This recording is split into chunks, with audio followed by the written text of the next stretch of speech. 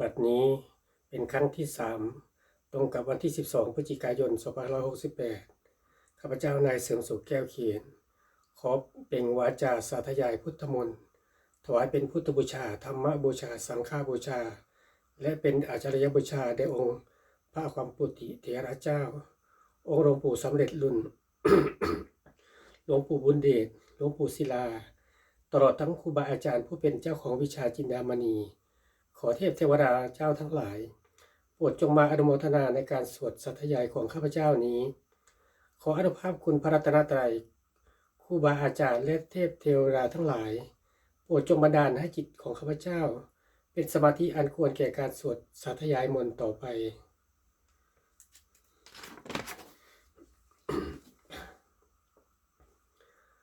บทสวดชุมนุมเทวดาสมันตาจักรวาเรสุอัตตาคัจจตุเทวตา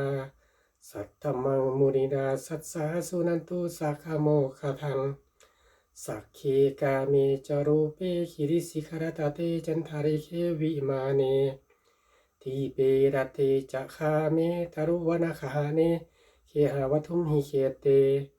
ภุมมาจยันตุเทวาชรทวิสเมยักขาคันธาพนาคาติทันตาสันติเกยังมุนิวัจนังสาธโหเมสุนันตุ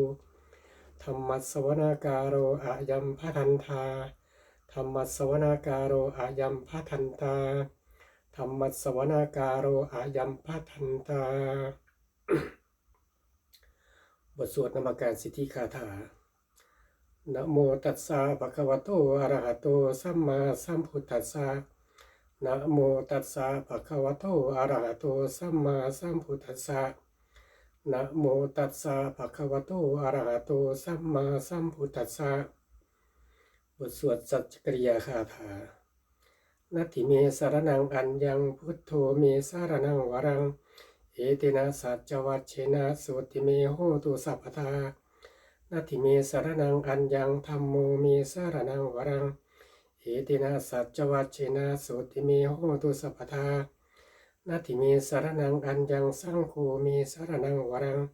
เอเตนะสัจจวัชเชนะสุติเมโหตุสัพพทาบทสวดมหาการุณิโกนาโถติอาทิกาคาถามหาการุณิโกนาโถอัตถายะสัพพะปานินังโอเรทวาปารมีสัพพาปัตโตสัมโพธิมุตตมังเอตินาสัจจวัชเชนะมาโหตุสัพพุปัตถวามหาการุณิโกนาโถหิตายะสัพพะปานินังโอเรทวาปารมีสัพพาปัตโตสัมโพธิมุตตมังเอตินาสัจจวัชเชนะมาโหตุสัพพุปัตถวามหาการุณิโกนาโถสุขายะสัพพะปานินังโอเรตวาปารมีสัพพาปัตโตสัมโพธิมุตตมังเอตินาสัจจวัชเชนะมาโหตุสัพพุปัตถวาบทสวดมหาสมัยสูตรเอวัมเมสุตังเอกังสมยังภควา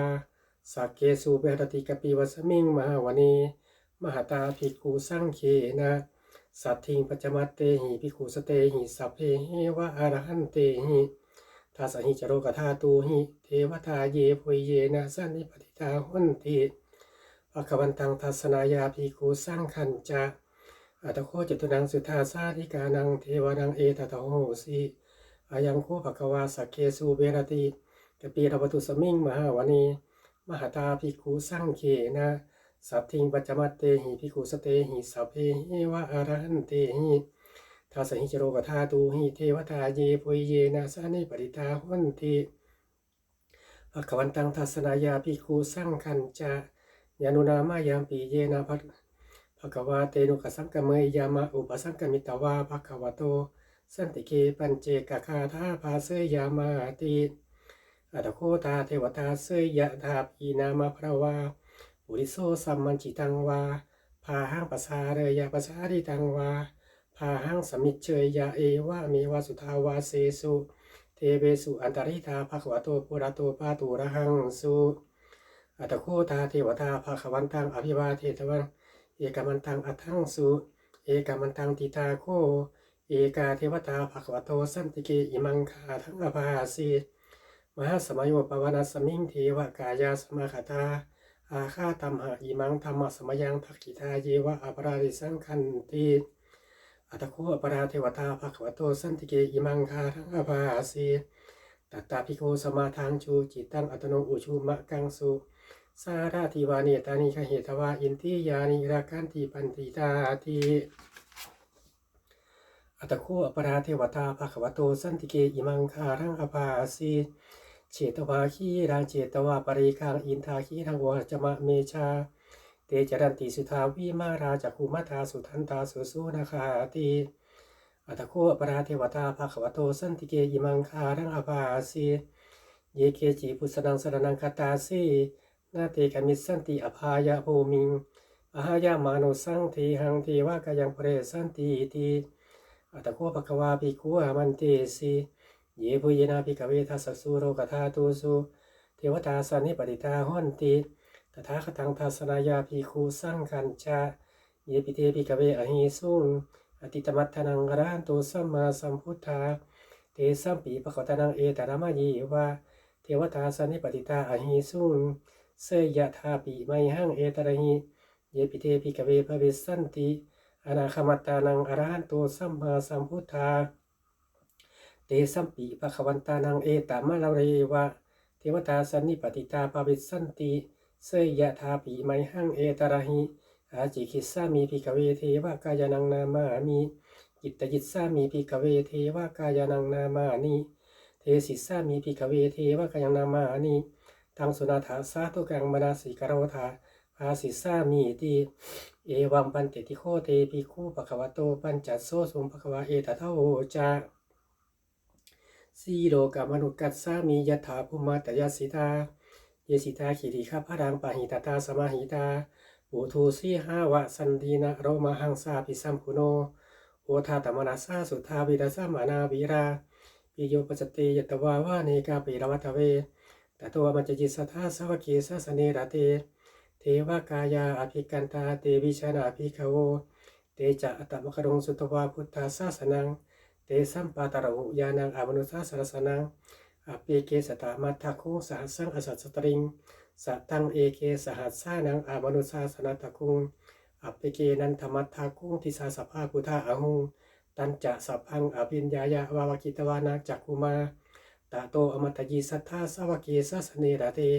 เทวกายาอภิกันตาเตวิชานาภิกขโวเยโวหังกิตจิสสามิกิรายอนุปัสโสสัตตสหัสสาวายคาภุมมากาปิรวัฏวา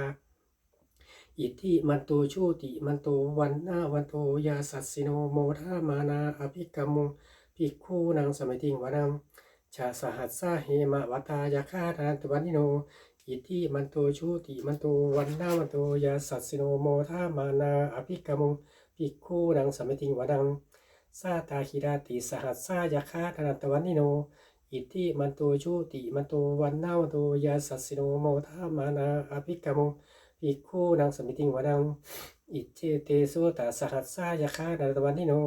อิทิมันโตชูติมันโตวันนาวันโตยาสัสสิโนโมทามานาอภิกรรมุภิกขุนังสมิติงวนังเวสสาพิตาปัญจสตายาคาดาตวันนิโนอิทิมันโตชูติมันโตวันนาวันโตยาสัสสิโนโมทามานาอภิกรรมุภิกขุนังสมิติงวนังกุมพิโลราชคหิโกเวปุราสานิเวสนังปิโยนังสตาสหัสสังยาคานังปุริยสติกุมพิโลราชคหิโกโสปาคาสมิติงวนังปุริมันจาทิสังราชาทาตารัตโตปัสสสติคันทพานังอธิปติมหาราชายาสัตสิโสปุตตาปิตัสสาพหาโวอินทามานามหภราอิติมันโตชูติมันโตวันนาวันโตยาสัสสิโนโมทามานาอภิกรรมุภิกขุนังสมัยติงวนังทักขินันจาทิสังราชาวิรุณโหตปัสสสติกุมพันธานังอธิปติมหาราชายาสัสสิโสปุตตาปิตัสสาพหาโวอินทามานามหภราอิติมันโตชูติมันโตวันนาวันโตยาสัสสิโนโมทามานาอภิกรรมุภิกขุนังสมัยติงวนังอาชีมันจาทิสังราชาวิรูปักโคปัสสสตินาคานังอธิปติมหาราชายาสัสสิโสปุตตาปิตัสสาพหาโว อินทามานามหาภราอิติมันโตชูติมันโตวันนาวันโตยาสัสสิโนโมทามานาอภิกมุงพีโคนังสมติงวนังอุตตรัญจาทิสังราชากุเวโรตวัสสสัตติยาฆ่านางอาธิปติมหาราชายาสัตสิโสปุตตาปิตัสสาภาโวอินทามานามหาภราอิติมันโตชูติมันโตวันนาวันโตยาสัสสิโนโมทามานาอภิกมุงพีโคนังสมติงวนังปุริมาทิสังทาตาระโททักขีเนนาวิรุณาโกปัจฉิเมนาวิรูปโคกุเวโรอุตรังทิสังจัตตารโรเตจมหาราชาสมันตาจโรทิสาทัตถรมนาอาตังสุวเนกาปิรวัตเวเตสังมายาวิโนทาสาอาคูวันจานิทาสทามายากูเกียนตูเวเทนตูวิหูจาวิภูโตสหจันทโนกามาเสโทจากินโนมันทูนี่มันทูจาปะมาโรโอปะมันดูจะเทวาสุโตจะมาตริจิตตะเสโนจะคันทัพโหราโรราชาชโนสโพอาคูปัญจาสีโคเจวาติมพรุสวัสชาเอเตจันเยจาราชาโนคันทภาสาราชูพีโมทามานาอภิกามุงพีโคนังสัมเปติงวานังอาทาคูนาปสานาคาเวสราชาชกากัมพรจตาอาคูปายาคาสายาตีพียาโมนาธาตาตัตตาจาอาคูนาคายาสัสสิโนเอราวโนมหานาโคสุปคัสสมิติงวานังเยนะฆาราเชสหทาหรันติทิปาติชาปาคีวิบุจักคูเวหายาสาเตวราชปัตตาจิตตาสุปนาอิติเทสนามังอาภายันตทานาฆาราชานามาสิสุปันนโตเคมะกาสีพุทโธสันหาหิวาจาหิอุบะวันนันตานาคาสุปนาสารมกังสุพุทธังชีตาบริหัตเทนะสับุรังอสิตาสิตาภัตโรวาสวัสเสเตอิติมันโตยาสัสสิโนการากัญจามหาปิสมาอสุราธานเวขะสาเวปาจิตติสุจิตติจามหาราโทนโมจิสหสัตัญจปริปุตตานังสัพเพเวโรจนามากาสริวปริงเสนังราหูอุตภากมุงสมโยธานีปัตทันเตพีโคนังสมติงวนังอาโปจะเทวาปฏิวิจะเตโชวโยตถาคมุงวรุณาวารุณาเทวาโสโมจะยสาสหเมตตากรุณากายิกาอาคูเทวายาสัสสิโนทาเสเททัสทากายาสเพดัตวันนิโนอิทิมันโตโชติมันโตวันนาวันโตยาสัสสิโนโมทามานาอภิกมุงพีโคนังสมิติงวนังเวนทูจาเทวาสหาริจะอจมาจตุเวยามาจันทสุปริสาเทวาจันทามาคูปราคิตาเสียสุปริสาเทวาสุริยมาคูปราคิตานักขัตตาริปราคิตวาอาคูมัทวาหากาวัสโนวัสโวเสโทสกุปะคาปรินทโททาเสเททัสทากายาสเพดัตวันนิโนอิทิมันโตโชติมันโตวันนาโตยาสัสสิโนโมทามานาอภิกมุงพีโคนังสมติงวนังอัฏฐาคูสหภูเทวาชรากิวาเดวาอริจกาจโรราชาจาอุมมาบุปกาสิโนวารุณาสหธรรมจาอจิตาจาเนชกาสุหรยะรุจิราอาคูวสเนสิโนทาเสเททัสทากายาสัพเพนัตวันนิโนอิทิมันโตโชติมันโตวันนาวันโตยาสัสสิโนโมทามานาอภิกมุงพีโคนังสมิติงวนังสมนามหาสมนามานุสามานุสุตมาคิทาปทุสิกาอาคูมโนปทุสิกาอัฏฐาคูหารโยเทวาเยจโรเทวาสิโนปาราคามหาปาราคาอาคูเทวายาสัสสิโนทาเสทีทัสตากายาสัพเพดัตวันนิโนอิทิมันโตโชติมันโตวันนามันโตยาสัสสิโนโมทามานาอภิกมุงพีโคนังสมติงวนังสุกากรุมหาอนุนาอาคูเวกัสสาสหโอทาตะไคห้าปาโมฆาอาคูเทวาวิจักขณาสถามัตตาหาราคชามิสกาจยัสสิโนทาตยังอาคาปจุนโนโยติสาอภิวัสติทาเสเททัสทากายาสัพเพดัตวันนิโนอิทิมันโตโชติมันโตวันนาวันโตยาสัสสิโนโอทามานาอภิกมุงพีโคนังสมติงวนังเทพิดาดุสิตายามากัตกาจยัสสิโนสัมพิตการามาเจตาโจติตมาสาสวานิมริโนอาคูทาคูปรินิมิตาทาเททัสทากายาสัพเพดัตวันนิโนอิทิมันโตโชติมันโตวันนาวันโตยาสัสสิโนโมทามานาอภิกมุงพีโคนังสมติงวนังสัทเทเตเทวะนิกายาสัพเพดัตวันนิโนนาวันวาเยนะอาจุงเยตเยสติตาสหอุทาเจติมัคคีราโอคตินามาสวังทักเขโมคาตลังนาคังจันทังอสิตาจิตังสุปรมาปรมัตโตจาปุตตาอิติมโตสห สัตนังกุมารโรติโสจาสุภคาสมิติงวานังสัพพมาโรกานังวามหาตาติตติอุปปันโนชูติมันโตภิสมากาโมยาสัสสิโสทเสตาอิสราอาคูปันเตกาตวัติโนเตสัญจามัชโตอาคาหาริโตปริวาริโตเตจาสาเพอภิกันเตสินเทเตสุพรมะเกวาราเสนาอภิกามิปัสสะกนัสสะมัติยังเอธาคตถาพันธาอาราคินาพัตุมัตโวสัพพันธาปริวาริธาโมโวกุจโกจินังอิติตัตถะมหาเสโนกันหาเสนังอภิสยิปานิมาตระมหัจจะสนังตระเพระวังยะธาบูสโกเมโคทรายันโตสวิชโกตถาสุปฏิวาวัตติสังโยยังวัสเสตันจะสัพพังอภิญญายะวาวกิตวานาจักคุมาตาโตอมตะยิสัทธาสาวกเกสัสเนระเตมาราเสนาอภิกันตาเตวิชานาอภิคาโวเตจะอาตัปมักบกรุงสุตวาพุทธศาสนังวีตาราเคหิปากกามุงเนสังลุมปิอินชยุงสัพเพวิชิตาสังฆามาพายาติตายาสัสสิโนโอทันติสหภูเตหิสาวกาเตชเนสุตาติบทสวดจุลชัยปกรณ์นะโมเมพุทธเตสัสสารัตนตยะธัมมิเตชะประสิทธิปสีเทวานารายะปรเมสุระสิทธิประมาจะอินทาจะจตุโรกาคัมภีรักกาสมุทธาภูตุงคังคาจะสพรหมชัยประสิทธิภวันตุเตชัยยะธร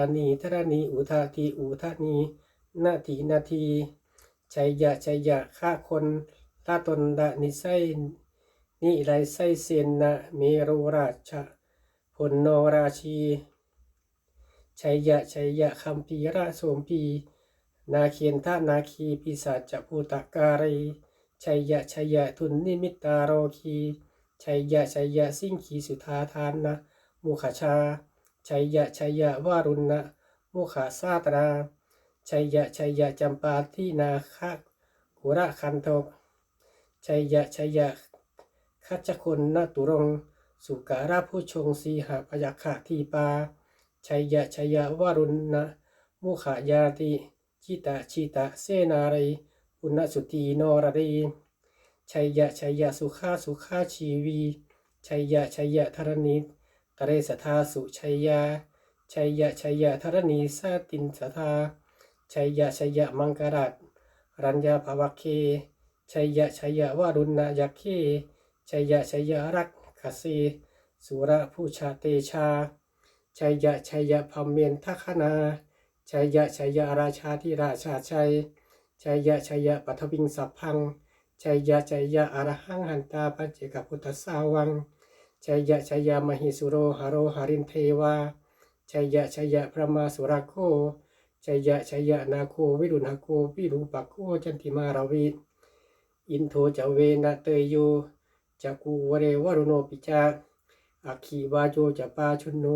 กุมารโรทัตารัตโกอัทธารสะมหาเทวาสิทธิตาปัสสะอาทโยอิสิโนสาวกาสัพพาชัยยะรามโมภวันตุเตชัยยะธรรมโมจะสังโฆจะทัสสะปาโรจะชัยยะกัง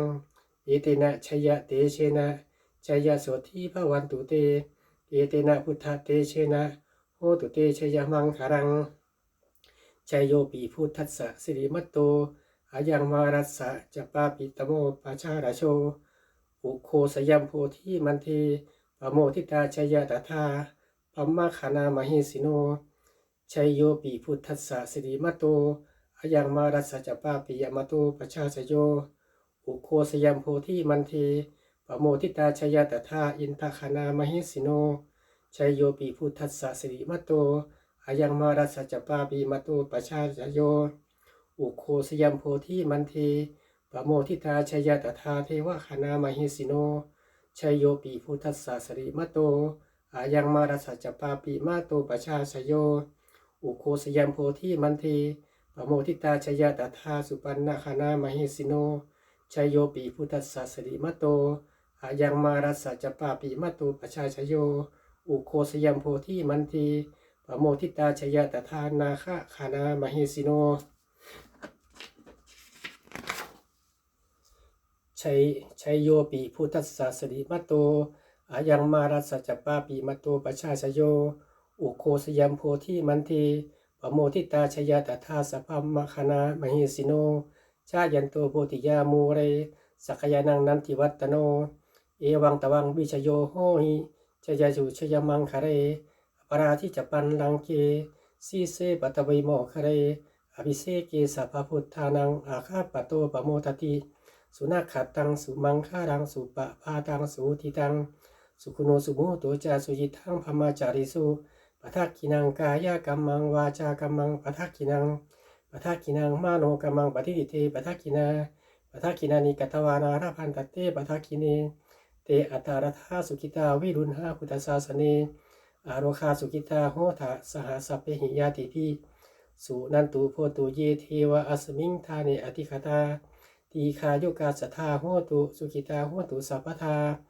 ราคันตุสัพพทาสัตตานังราคันตุสีนาชาสนังยากาจิปัตนาเตสังสัพเพปุเรนตุมโน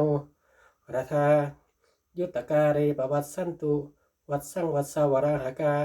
โรคาจุปัทถวาเตสังนิวาเรนตุจัสสัพพทากายาสุขังจิตตาสุขังอารันตุยะถาระหังบทสวดธรรมนิยามสุตตังเอวัมเมสุตังเอกังสมยังภควาสาวัติยังวิหารติเชตวเนอนาตปิกัสสะอาราเมตตะโคภควาภิกขุอามันเตสีภิกขโวติพาทันเตติเตภิกขุภควโตปัญจโสสุภควาเอตถาโวจาอุปาทาเวภิกขเวตถาคตานังอนุปทาวาตถาคตานังติตาวะสาธาตุกัมมติตตาธรรมนิยามตาสัพเพสังขาราอนิจจติตังคทาคโตอภิสัมพุชติอภิสเมติอภิสัมพุจิตวาอภิสเมตวาอจิกาติเทเสติปัญญาเปติปันธาเปติวิรารติวิภาชติอุตานิกโรติสัพเพสังขาราอนิจจติอุปาทาวาภิกขเวตถาคตานังอนุปทาวาตถาคตานังทิตาวะสาธาตุกัมมติตตาธรรมนิยามตาสัพเพสังขาราทุกขาติตัมตถาคโตอภิสัมพุชติอภิสเมติอภิสัมพุจิตวาอภิสเมตวาอจิกติเทเสติปัญญาเปติปันทะเปติวิวารติวิภาชติอุตานิกโรติสัพเพสังขาราทุกขาติอุปาทาวาภิกขเวตถาคตานังอรูปทาวาตถาคตานังติตาวะสาธาตุกมิตตาธรรมานิยามตาสัพเพธรรมาอนัตตาติตัมตถาคโตอภิสัมพุชติอภิสเมติอภิสัมพุจิตวาอภิสเมตวาอจิกติเทเสติปัญญาเปติปันทาเปติวิวารติวิภาชติอุตานิกโรติสัพเพธรรมาอนัตตาติอิทัมมโหจาภควาอัตตมนาเตภิกขุภควโตภาสิตังอภินันทุนติ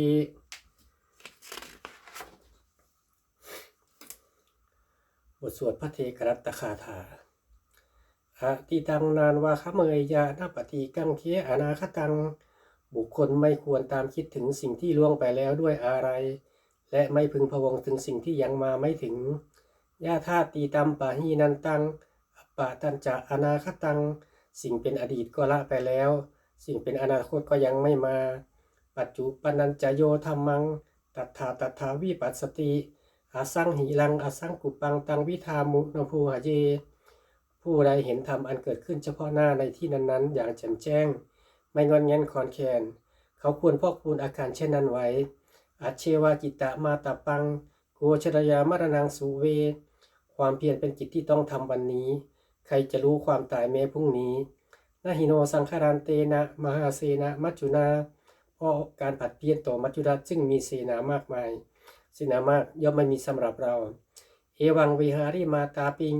อโหรัตมตันติทังตังเวพเทกรัตโตติสันโตอจิคเตมุนีผู้สงบย่อมกล่าวเรียกผู้มีความเพียรอยู่เช่นนั้นไม่เกียจคร้านทั้งกลางวันกลางคืนว่าผู้เป็นอยู่แม้เพียงราตรีเดียวก็น่าชมบทสวดธรรมสังเวคะปัญจเวคณะสัพเพสังขารานิจจาสังขารคือร่างกายจิตใจและรูปธรรมนามธรรมทั้งหมดทั้งสิ้น มันไม่เที่ยงเกิดขึ้นแล้วดับไปมีแล้วหายไปสัพเพสังขาราทุกขาสังขารคือร่างกายจิตใจและรูปธรรมนามธรรมทั้งหมดทั้งสิ้นมันเป็นทุกข์ทนยากเพราะเกิดขึ้นแล้วแก่เจ็บตายไปสัพเพธัมมาอนัตตาสิ่งทั้งหลายทั้งปวงทั้งที่เป็นสังขารและไม่ใช่สังขารทั้งหมดทั้งสิ้นไม่ใช่ตัวไม่ใช่ตนไม่ควรถือว่าเราของเราว่าตัวเราตนของเราทุวังชีวิตังชีวิตเป็นของไม่ยั่งยืนทุวังมรณังความตายเป็นของยั่งยืน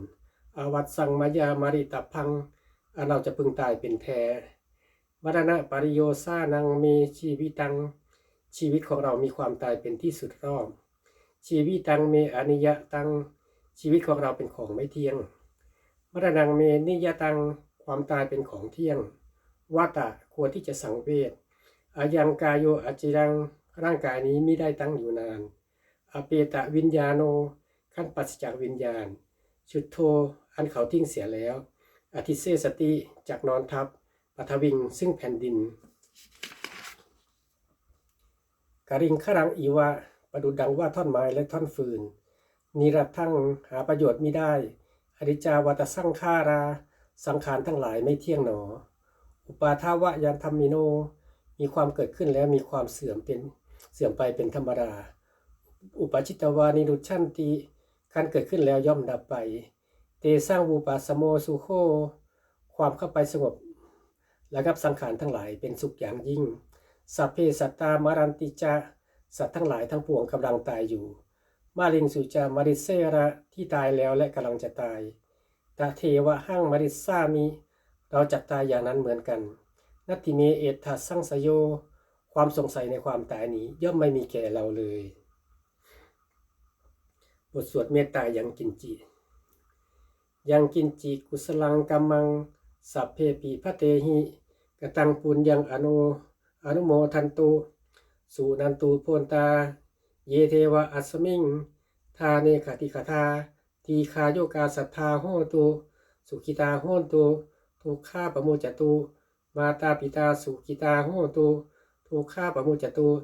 สัพเพยาติกาสุขิตาโหตุทุกขาปโมจตุสัพเพอยาติกาสุขิตาโหตุทุกขาปมุญจตุสัพเพปิสาสัพเพยัคฆาสัพเพเปตาสุขิตาโหตุทุกขาปมุญจตุสัพเพอาจาริยุสัพปัจชายะสุขิตาโหตุทุกขาปมุญจตุสัพเพนักขตาสุขิตานิโหตุทุกขาปมุญจตุสัพเพเทวาสุขิตาโหตุทุกขาปมุญจตุ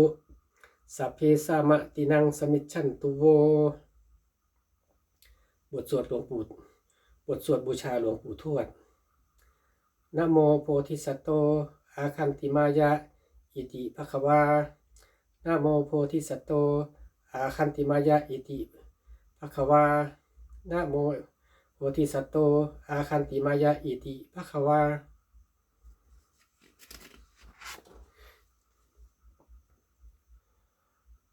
ปฏิทานคาถายาเทวตาสันติวิหารวาสินีทูเปคะเรโพธิคะเรตะหิงตาธรรมมาทาเรนะพวันตุปูชิตาโสติงกโรเตถาวิหารมันทะเรเทราจมัชชานวากาจาพิกโวสารามิกาธานาปฏิอุบาสกาคามาจะเทสานิคามาจะอิสราสัปปานาภูตาสุกิตาพวันตุเตชาราบุชาเยจิจันสัมภวาสังเสตชาตาอัทโวปปาติกานิยาดิกังธรรมวรังปฏิจเตสัพเพปีทุขสาคโรตุสังขายังธาตุจิรังสตังธรรมโมธรรมัทราจัปุขราสังโฆโหตุสมัคโควะอัฏฐายาจะหิตายาจะอัมเฮรัคตุสัทธโมสัพเพปีธรรมาจาริโนพุทธิงสัมปุเนยยามะธรรมเมอริยปเปสิเตปัสสันนาโหตุสัพเพปีปาริโนพุทธศาสเนสัมมาทารังปเวชชันโตกาเรเทโวปวัสโตอุติภาวายาสัตตานังสมิทังเนตุเมธนิงมาตาปิตาจะอัตชังนิจจังราคันติปุตตะกังเอวังธรรมเมนะราชาโนวาชังราคตุสัพพทาเทวตาอุยโยชนะคาถาทุกขปัตตาจนิทุกขาพยาปัตตาจนิพยาโสกัปปัตตาจนิโสกาโหตุสัพเพปิปาริโน เอตาวตาจามเฮหิสัมปตังปุญญาสัมปตังสัพเพเทวานุโมทันตุสัมปสิทธิยาทานังทัทันตุสัทธายะสีรังราคันตุสัพพทาภาวนาปีรตาโหนตุขัจฉตุเทวตาคตาสุมังคลคาถาโหตุสัพพังสุมังครังราคันตุสัพพเทวตาสัพพาพุทธานุภาเวนะโสทิโหตุนิรันตรังโหตุสัพพังสุมังครังราคันตุสัพพเทวตาสัพพะธรรมานุภาเวนะโสทิโหตุนิรันตรังโหตุสัพพังสุมังครังราคันตุสัพพเทวตาสัพพะสังฆานุภาเวนะโสทิโหตุนิรันตรังสัพเพพุทธาภราปัตตาปัจเจกานันจะยังพรังอรหันตานันจะเทเชนารักขัมพันธามิสัพพโสสัพเพพุทธาภราปัตตาปัจเจกานันจะยังพรังอรหันตานันจะเทเชนารักขัมพันธามิสัพพโสสัพเพพุทธาภราปัตตาปัจเจกานันจะยังพรังอรหันตานันจะเทเชนารักขัมพันธามิสัพพโสสัพเพพุทธาภราปัตตาปัจเจกานันจะยังพรังอรหันตานันจะเตเชนารักขัมพันธามิสัพพโสสัพเพพุทธาภราปัตตาปัจเจกานันจะยังพรังอรหันตานันจะเตเชนารักขัมพันธามิสัพพโสสัพเพพุทธาภราปัตตาปัจเจกานันจะยังพรังอรหันตานันจะเตเชนารักขัมพันธามิสัพพโสสัพเพพุทธาภราปัตตาปัจเจกานันจะยังพรังอรหันตานันจะเตเชนะรักขังพันธามิสัพพโส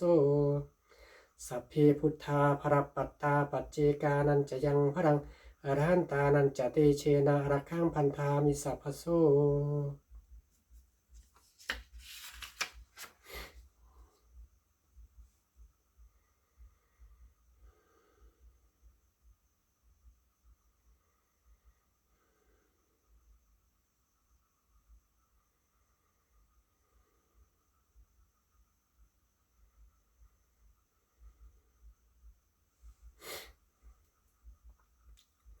ด้วยอำนาจแห่งบุญกุศลที่ข้าพเจ้าได้สวดสัทยายพระพุทธมนต์นี้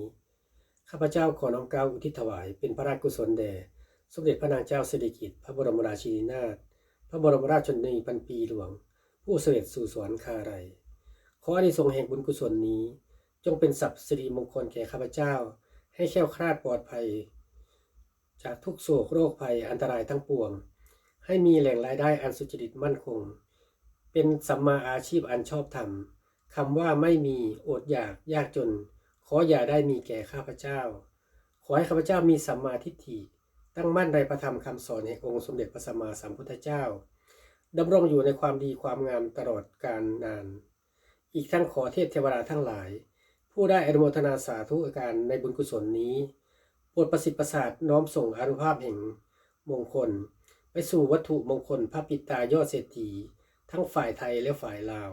รวมถึงวัตถุมงคลทั้งปวงที่สามสิงห์อโมเรสได้จัดสร้างขึ้นให้เปลี่ยนด้วยอานุภาพเทวานุภาพและฤทธานุภาพอันศักดิ์สิทธิ์อำนวยผลให้เป็นสิริมงคลแก่ผู้ครอบครองและบูชาทุกประการเทอญสาธุ